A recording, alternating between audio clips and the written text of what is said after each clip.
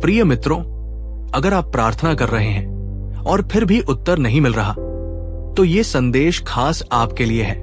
इस वीडियो को अंत तक सुनिए। हो सकता है यही वो उत्तर हो जिसके लिए आप लंबे समय से प्रार्थना कर रहे हैं। ये सत्य है कि कई बार परमेश्वर हमारे जीवन और हमारे भविष्य डेस्टिनी के विषय में अपनी इच्छा प्रकट करने के संदर्भ में शांत रहते हैं। आत्मा के द्वारा मुझे ये सिखाने के लिए प्रेरित किया गया, क्योंकि मैं विश्वास करता हूं कि बहुत से लोग इस समय परमेश्वर की चुप्पी के मौसम में हैं। परमेश्वर की चुप्पी का एक समय होता है। आप प्रार्थना करते हैं, उपवास करते हैं, सब कुछ करते हैं, फिर भी ऐसा लगता है कि आप उसकी आवाज नहीं सुन पा रहे हैं। आज मैं आपको बताना चाहता हूं कि इसका क्या अर्थ है। हर बार जब परमेश्वर शांत रहते हैं तो इसका 3 अर्थ होता है।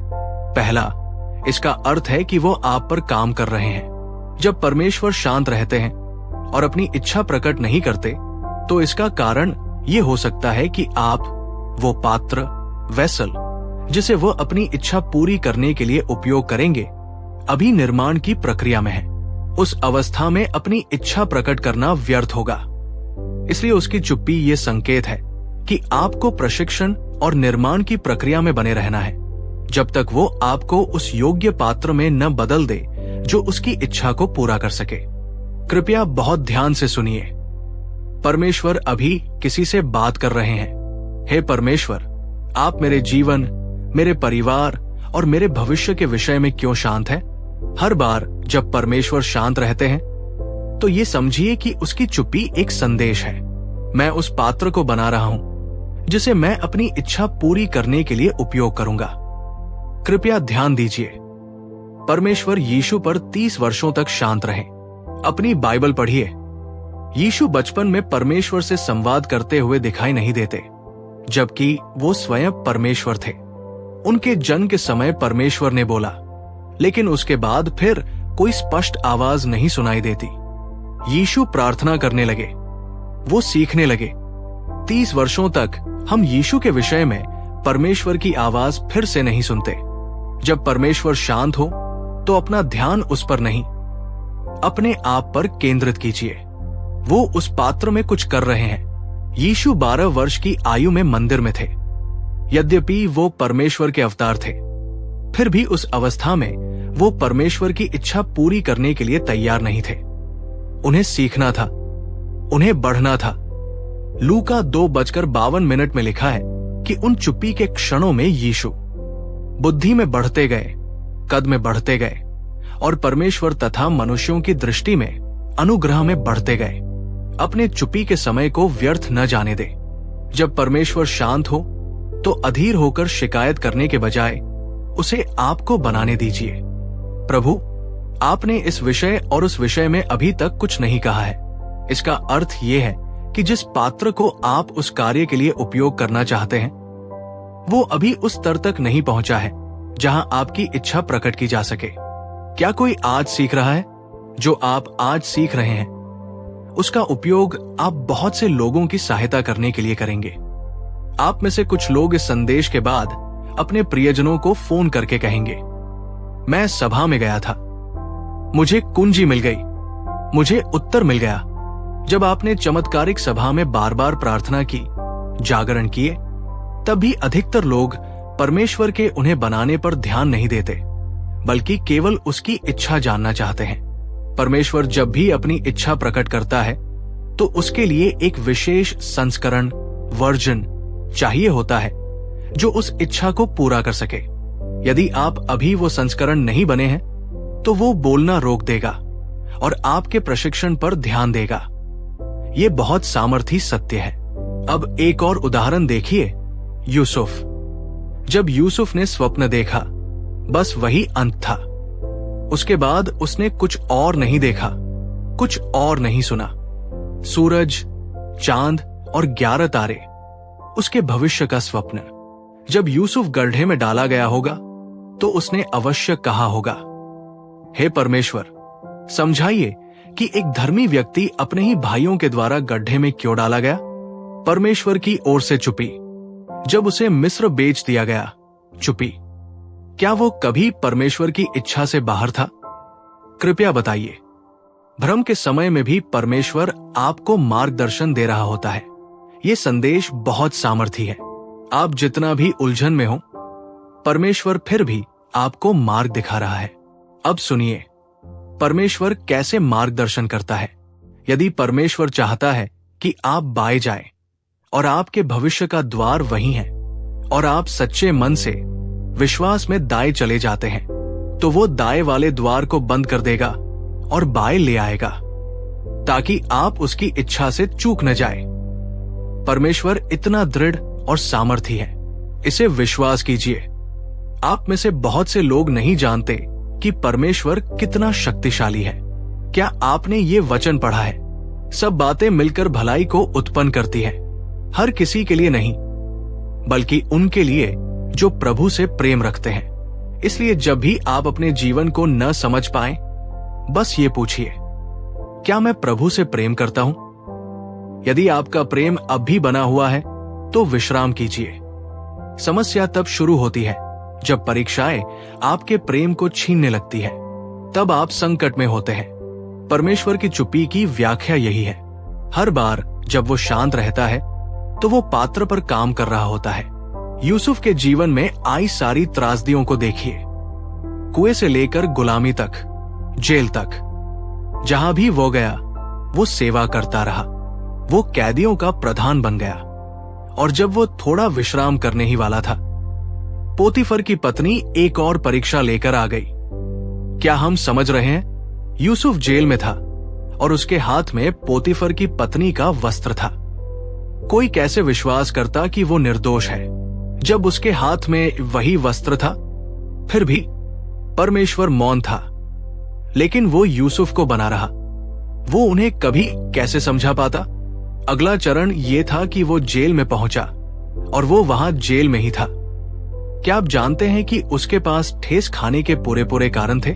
मैं आखिर यहां कैसे आ गया? सिर्फ उस स्वप्न की वजह से? हे परमेश्वर, क्या ये सच में इसके लायक है? अगर नहीं, तो इसे उठा लीजिए और किसी और को दे दीजिए। आज यहां कोई ऐसा है जो यही कहना चाहता है, प्रभु, मैं इस चीज से थक चुका हूं। सावधान रहिए जब परमेश्वर आपसे कहे कि तू अत्यंत अनुग्रहित है, क्योंकि कई बार उस कथन के बाद विवाद आता है। अपनी बाइबल पढ़िए। उसने कहा, तू अत्यंत अनुग्रहित है, और आपने सोचा कि उसके तुरंत बाद लोग उपहार लेकर आएंगे और कहेंगे, मरियम, सच में परमेश्वर तुझसे प्रकट हुआ। परमेश्वर का अनुग्रह कई बार बहुत विवादास्पद होता है, फिर भी वो उसे अनुग्रह ही कहता है। आप ये कैसे समझाएंगे कि आप गर्भवती है और फिर भी दावा करती है कि आप कुंवारी हैं? और इस सब में परमेश्वर आपको बचाने के लिए बोले। इसके बजाय वो चुप रहता है। परमेश्वर की चुप्पी में जीना सीखिए। मेरे प्रिय लोगों, यूसुफ जेल गया और वही रहा। अपने भ्रम और पीड़ा के बीच भी वो परमेश्वर की इच्छा में था। और एक दिन, ध्यान दीजिए, उसने 2 लोगों के स्वप्नों का अर्थ बताया और कहा, जब तुम फिरौन के पास जाओ, उसने ये नहीं कहा उसे कहना कि मुझे राजा बना दे। नहीं, उसने कहा, मैं बस इस जगह से बाहर निकलना चाहता हूं। कृपया फिरौन से कहना कि मैं निर्दोष हूं। वो व्यक्ति वहां पहुंचा और क्या हुआ? वो उसे भूल गया 2 साल तक। यदि आप यूसुफ होते और बाहर निकलकर प्रधानमंत्री बनते, तो सबसे पहले आप किससे निपटते? पहले मदिरा पिलाने वाले से, फिर पोतीफर की पत्नी से। पर जब वो राजा बना, ये सब अनावश्यक हो गया। जब आपके जीवन में परमेश्वर की इच्छा प्रकट होती है, तो कई लड़ाइयां अपने आप अनावश्यक हो जाती है। आप पहले ही जीत चुके होते हैं। क्या आप ये सीख रहे हैं? तो धैर्य के 2 वर्षों के बाद परमेश्वर की आवाज आने ही वाली थी। मैं आपको बताता हूं, जब आप उसकी आवाज के मौसम में प्रवेश करते हैं, तो आपको पता भी नहीं होता कि आप कितने करीब हैं। एक सुबह होगी और राजा यूसुफ को बुलवा भेजेगा, जैसे आज रात किसी को यहां बुलाया गया। आपको नहीं पता कि 10 साल, 15 साल, 20 साल, 5 साल या 2 महीनों के बाद अब उसकी महिमा की आवाज बोलने ही वाली है। बैठ जाइए। मैं आपको बताता हूं कि परमेश्वर कैसे बोलता है। जब परमेश्वर आपके मौसम को समाप्त करने के लिए बोलता है तो वो धीमी कोमल आवाज में नहीं आता। अपनी बाइबल पढ़िए। जब किसी मौसम को समाप्त करना होता है तो वो महिमा के साथ आता है। वो ऐसे काम करता है कि इसमें कोई संदेह ही नहीं रहता कि वही आया है। हालेलुया। उस सुबह यूसुफ उठा। कैसे हो कैदी भाइयों? कैसे हो यूसुफ? परमेश्वर तुम्हें आशीष दे। बहुत समय हो गया था, 2 साल से भी अधिक। हमें नहीं पता वो कुल कितने वर्षों तक जेल में रहा। हमें बस इतना पता है कि 2 साल तब से गिने गए जब मदिरा पिलाने वाला बाहर गया। उसे ये पता नहीं था कि उसी सुबह वो प्रधानमंत्री बन जाएगा। जेल का दरोगा भी नहीं जानता था कि वो अपने ही स्वामी के लिए द्वार खोल रहा है। सुनिए, जब आप प्रार्थना कर रहे होते हैं और परमेश्वर पर भरोसा रखते हैं, प्रभु यदि आप मुझे 2 लाख की नौकरी दे दे तो मैं संतुष्ट हो जाऊंगा।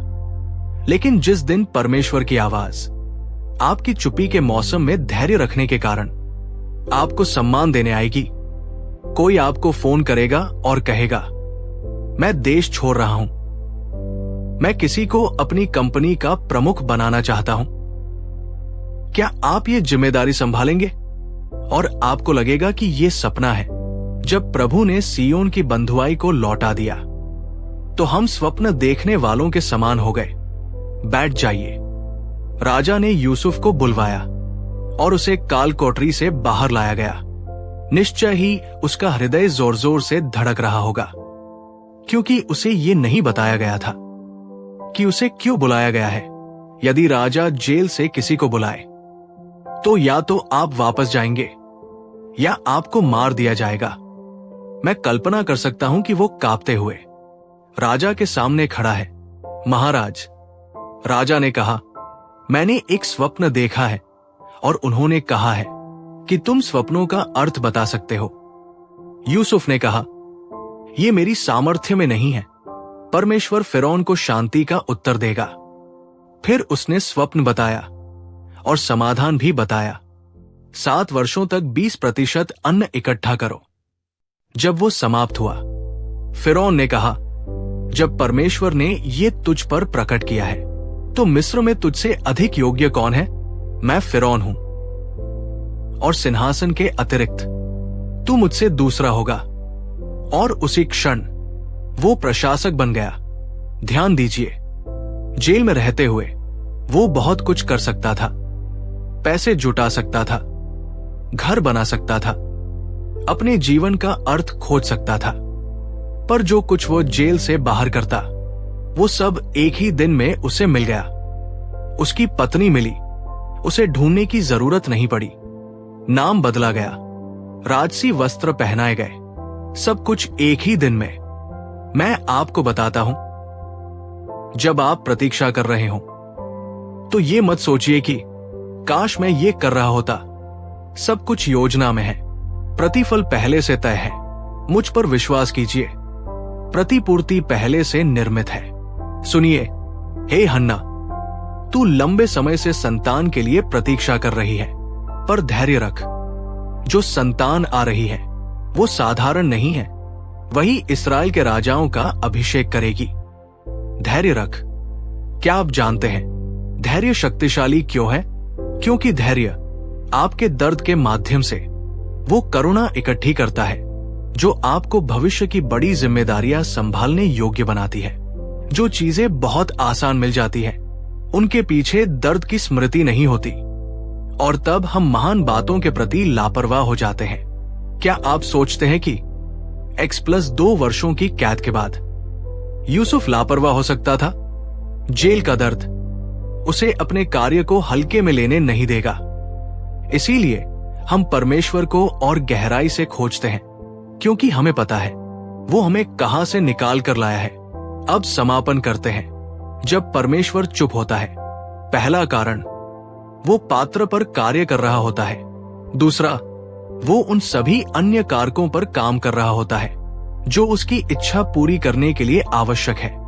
परमेश्वर की इच्छा सिर्फ आपकी आज्ञाकारिता पर निर्भर नहीं करती, वो कई लोगों और परिस्थितियों के मेल पर निर्भर करती है। कई बार परमेश्वर की चुप्पी का अर्थ होता है कि वो आपके भविष्य के दूसरे सिरे पर लोगों और परिस्थितियों को पुनः व्यवस्थित कर रहा है ताकि आपका उद्देश्य पूरा हो। लूका 1:39 पढ़िए। मरियम और एलिजाबेथ की कहानी। यदि एलिजाबेथ ने पहले संतान जन्म ली होती तो दोनों के मिलने का अवसर ही न बनता। जब मरियम स्वर्गदूत से मिली और उसे पता चला कि वो गर्भवती है तो वो डर गई क्योंकि कोई उसे समझ नहीं सकता था। तब उसे एलिजाबेथ याद आई जो उसी मौसम से गुजर चुकी थी।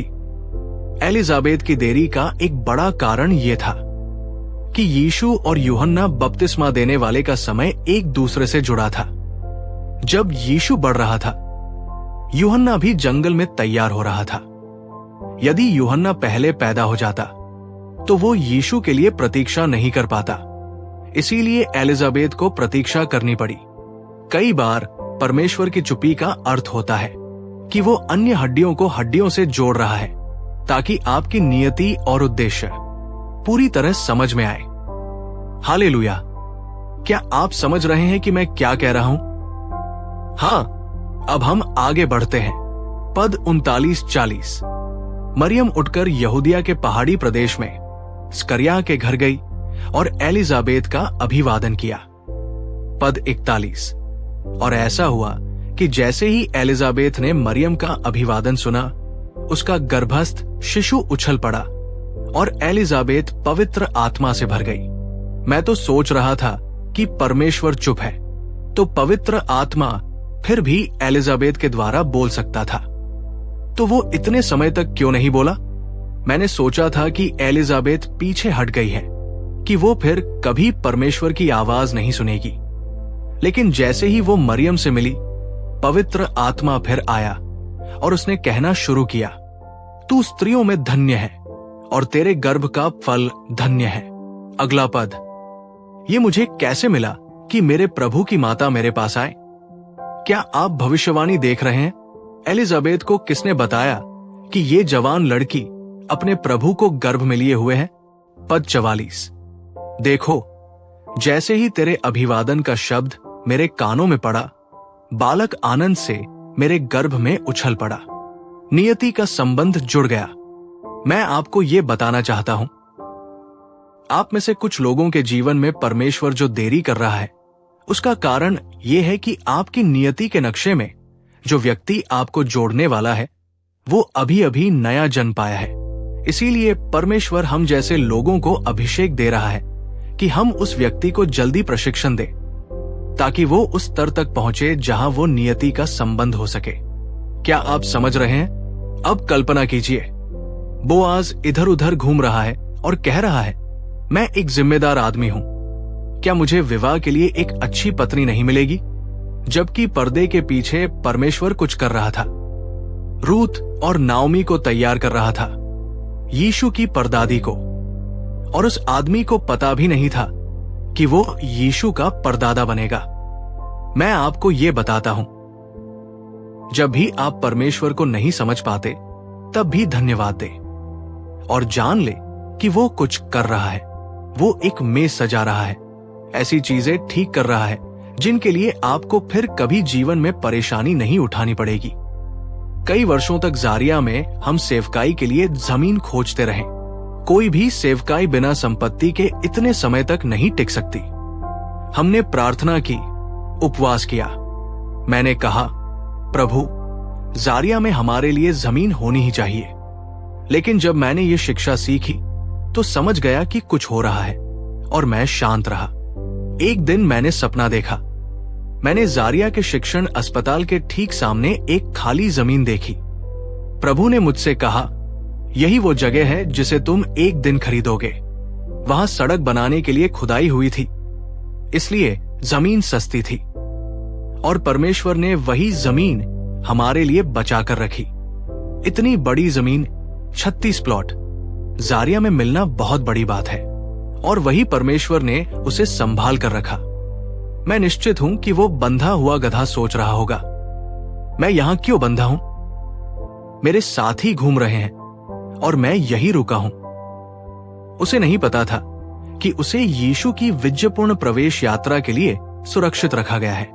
जब समय आया, यीशु ने कहा, जाओ और उस गधे को खोल लाओ। और यदि कोई पूछे कि अब क्यों खोल रहे हो, तो कहना, स्वामी को उसकी आवश्यकता है। कुछ लोगों के लिए परमेश्वर ने आपको रोका, बांधा, जब दूसरे आगे बढ़ रहे थे, और अब वो आपको एक ट्रॉफी की तरह प्रकट करने वाला है, क्योंकि सब कुछ तैयार है। क्या कोई सीख रहा है? तीसरा कारण, जब परमेश्वर चुप होता है तो संभव है कि वो अदृश्य युद्ध लड़ रहा हो और उन खतरों को टाल रहा हो जो भविष्य में आपके मार्ग में आने वाले हैं। जब शैतान आपकी नियति को रोक नहीं पाता, तो वो आपके रास्ते में बाधाएं लगाने लगता है। परमेश्वर ये देखकर अपने उद्देश्य के प्रकट होने को थोड़े समय के लिए रोक सकता है, ताकि वो पहले उन बाधाओं से निपट ले। मत्ती 2:20। यीशु के जन्म के बाद हेरोदेस क्रोधित हुआ। यीशु को छिपाया गया और फिर एक समय तक कोई आवाज नहीं, पूर्ण शांति। लेकिन जब खतरा समाप्त हुआ, तब स्वर्गदूत आया और कहा, अब लौट जाओ, क्योंकि जो बालक का प्राण लेना चाहते थे वे मर चुके हैं। जब मार्ग साफ हो जाता है, तब परमेश्वर कहता है, अब जाओ। परमेश्वर की चुप्पी एक लाभ है। उठो, अपना व्यवसाय संभालो। उठो, अपने परिवार को संभालो। अब हम प्रार्थना करने वाले हैं। मैं एक सच्ची घटना साझा करता हूं। एक दंपति मेरे पास आए। उन्हें संतान नहीं थी। मैंने उन्हें ढांढस बंधाया और प्रार्थना करने लगा, और जैसे ही मैंने प्रार्थना की, मेरी आंखें खुल गई। ये एक सच्ची कहानी है, मैं आपसे मजाक नहीं कर रहा हूं। जब मैं उनका हाथ पकड़े हुए था, तब प्रभु ने मेरी आंखें खोल दी और मैंने एक अजीब दर्शन देखा, जिसने मुझे उसी बात का पाठ सिखाया जो मैं आपको सिखा रहा था। उस दर्शन में मैंने देखा कि वो आदमी अपनी पत्नी के साथ एक कमरे में प्रवेश करता है, और मैंने 3 बच्चों को देखा। वे इधर उधर दौड़ रहे थे। फिर दृश्य बदल गया। वे सब एक कार में बैठे और कहीं जा रहे थे। तभी एक ट्रक या कुछ ऐसा आया, मुझे ठीक से याद नहीं, और उसने सब कुछ टक्कर मारकर नष्ट कर दिया। सभी बच्चे मर गए। यही मैंने अपने दर्शन में देखा। मैं सच कह रहा हूं, मैं परमेश्वर की उपस्थिति में ये कह रहा हूं। सभी बच्चे मर गए। मैंने उन्हें विलाप करते हुए देखा। फिर मैं सामान्य अवस्था में लौटा और उनसे पूछा, क्या आपके बच्चे हैं या आपने कभी बच्चे खोए हैं? उन्होंने कहा, नहीं, हमारे कभी बच्चे नहीं हुए।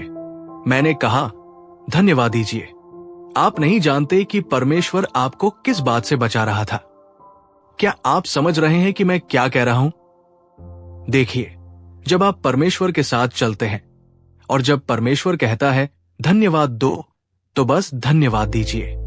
आप नहीं जानते कि कौन सी लड़ाइयां वो आपके लिए लड़ रहा है। आप में से कुछ लोग, सम्मान के साथ कह रहा हूं, भावुक करने के लिए नहीं, आपने परमेश्वर से कुछ दरवाजे खोलने की प्रार्थना की, और जैसे ही वो दरवाजा खुला, उसके साथ जो परेशानी आई वो लगभग उसके लायक ही नहीं थी।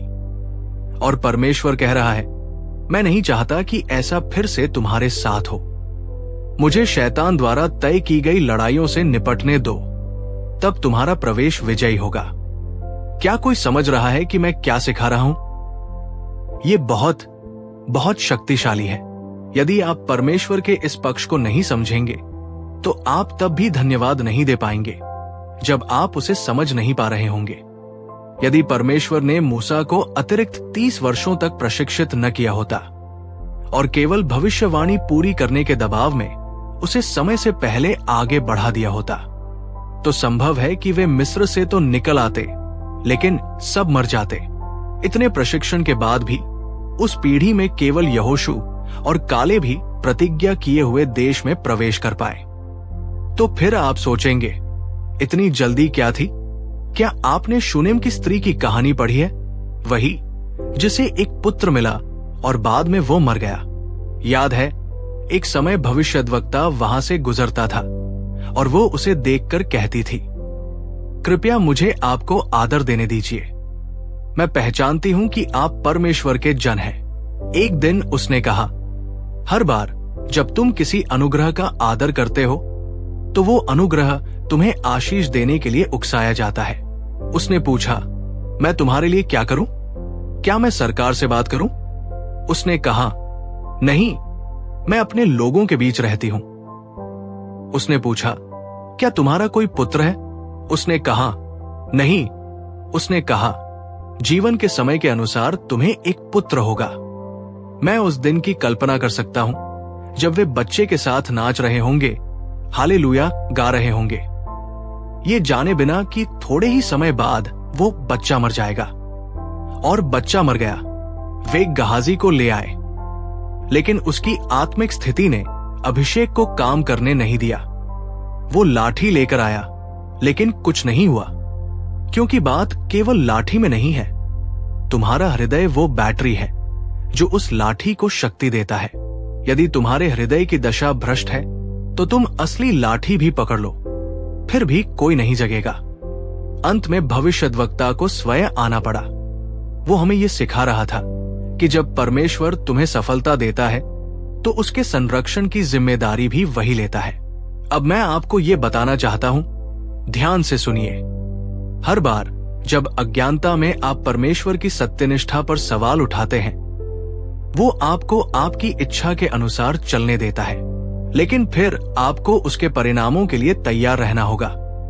मैं फिर दोहराता हूं, जब भी आप जिद करते हैं और परमेश्वर पर दबाव डालते हैं और कहते हैं, प्रभु मैं इस तरीके को नहीं समझता, मेरे पास इच्छा है, आपने मुझे इच्छा दी है, मैं अपने तरीके से करूंगा, तो परमेश्वर आपकी इच्छा का सम्मान करेगा।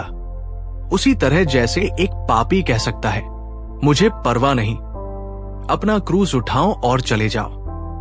मैंने तुमसे मेरे लिए मरने को नहीं कहा। परमेश्वर उसकी भी इच्छा का सम्मान करेगा, लेकिन अंत में जब वे मरेंगे वे निश्चित रूप से नरक में जाएंगे। परमेश्वर से कुश्ती करना खतरनाक है।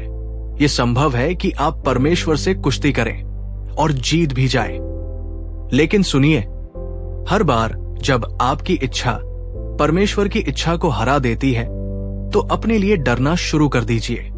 तब आपको छुड़ाने के लिए केवल दया ही काम आएगी। आज की शिक्षा बहुत गंभीर है। जब आप परमेश्वर की इच्छा से बाहर निकल जाते हैं तो आपको छुड़ाने के लिए दया की आवश्यकता पड़ेगी। ऐसी अनगिनत कहानियां हैं लोगों की जिन्होंने जिद करके कहा, परमेश्वर मुझे परवाह नहीं, आप ही है जिनकी हम स्तुति करते हैं, आप ही है जिनकी हम आराधना करते हैं, आप ही चंगाई और अनुग्रह देते हैं जिनके लिए हमारे हृदय तरसते हैं। अब हम प्रार्थना करने जा रहे हैं। एक समय मुझे एक विशेष देश में जाने का निमंत्रण मिला। मैं उसका नाम नहीं लूंगा। मेरे लोग जानते हैं कि जब मेरी आत्मा किसी बात से संघर्ष करने लगती है तो वे मुझे चुपचाप छोड़ देते हैं, क्योंकि जब मेरी आत्मा संघर्ष करती है तो मुझे पता होता है कि कुछ गलत है, भले ही मैं उसे पूरी तरह समझ न पाऊं। हमने उस सभा की योजना बनानी शुरू की। लोग बहुत खुश थे, मैं भी उत्साहित था। वो मेरी पहली यात्रा होती, लेकिन वीजा की प्रक्रिया में अजीब अजीब देरी होने लगी। छोटी छोटी बातें बाधा बनने लगी।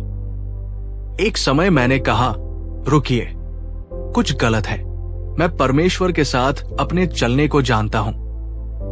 अंत में मैंने उनसे कहा कि लोगों को बता दे कि मैं शायद उस सभा में नहीं आ पाऊंगा। वे बहुत दुखी हुए। मैंने कहा, अगर आपने कुछ खर्च किया है, बुकिंग वगैरह, तो चिंता न करें, मुझे बिल दे दीजिए, मैं पूरा पैसा लौटा दूंगा। बाद में मुझे पता चला कि जब यह घोषणा की गई कि मैं उस देश में आ रहा हूं, यह सच्ची घटना है, तो पड़ोसी देशों के लोग भी कहने लगे, हम भी आ रहे हैं। जब उन्होंने लोगों की भीड़ और आने वालों के स्तर को देखा तो वे आपस में बैठकर बोले, हम इस अवसर को व्यर्थ नहीं जाने देंगे। उन्होंने एक कार्यक्रम बना लिया जिसमें लोगों से एक निश्चित राशि ली जाएगी और बदले में उन्हें मेरे साथ एक निजी सत्र मिलेगा। उन्होंने लोगों को आश्वासन दिया कि यदि वे वो पैसा देंगे तो उन्हें ये अवसर मिलेगा। लोगों ने कहा, अगर अपोस्टल है तो कोई समस्या नहीं। कितना पैसा है? कुछ लोग तो अपने लिए ही नहीं बल्कि अपने पूरे परिवार के लिए भुगतान करने को तैयार थे। और जब मैं वहां था, मेरी आत्मा में ये बात आई, मैं आपको सिखा रहा हूं कि परमेश्वर की इच्छा में कैसे चला जाए। यदि आपकी प्रार्थना का जीवन मरा हुआ है तो आप बहुत सस्ते में कई जालों में फंस जाएंगे। हर खुला हुआ द्वार परमेश्वर का द्वार नहीं होता, और नहीं हर खुला हुआ द्वार ऐसा होता है जिसमें आपको उसी समय प्रवेश करना चाहिए। कभी कभी वो वही द्वार हो सकता है जिसमें आप अंततः प्रवेश करेंगे, लेकिन समय अभी नहीं होता। ये एक कठिन बात थी। बाद में गुस्से में उन्होंने लोगों को ये नहीं बताया कि मैं फिर से नहीं आ रहा हूं, क्योंकि वे नहीं चाहते थे कि लोग निराश हों। और इस तरह सभा शुरू हो गई। लोगों की भारी भीड़ आई और पूरे सम्मान के साथ मसीह की देह का उल्लेख करते हुए वे किसी दूसरे देश से एक भविष्यवक्ता को ले आए और कहीं बैठा दिया। और एक युवा लड़का, उस लड़के ने सुसमाचार की एक तरह से नकल, मजाक बना दी। उसने बहुत सी अजीब और गलत हरकतें की। ये एक बहुत ही रूढ़िवादी देश था। वो युवक बहुत सी बेतुकी बातें कर रहा था। मैंने सुना कि वो पानी को, आप जानते हैं, देखिए, मैं चमत्कारों के खिलाफ नहीं बोलता, मैं चमत्कारों में विश्वास करता हूं, लेकिन मैं ये भी जानता हूं कि क्या चमत्कार नहीं है। हालेलुया। बहुत सारी बेतुकी बातें। और जरा कल्पना कीजिए, सम्मानित लोग जो हवाई जहाज से उड़कर आए थे। एक प्रतिष्ठित व्यक्ति अपने बच्चों के साथ आया था। लोग उपवास और प्रार्थना कर रहे थे कि परमेश्वर से भेंट, एनकाउंटर गॉड हो। और यहां एक ऐसा युवक आ गया जो सेवकाई के लिए तैयार नहीं था, और उसने आकर उनका समय बर्बाद कर दिया। लोग बस एक दूसरे को देख रहे थे, उठे और बाहर चले गए। वे कहने लगे, कोई आश्चर्य नहीं कि अपोस्टल नहीं आए। और मैंने कहा, हे प्रभु, देखिए आप हमें कैसे सुरक्षित रखते हैं, और कई बार हमें यह पता भी नहीं चलता कि ये आपका प्रेम है। बहुत सी रोकें, बहुत सी सीमाएं वास्तव में परमेश्वर का प्रेम और उसकी दया होती है।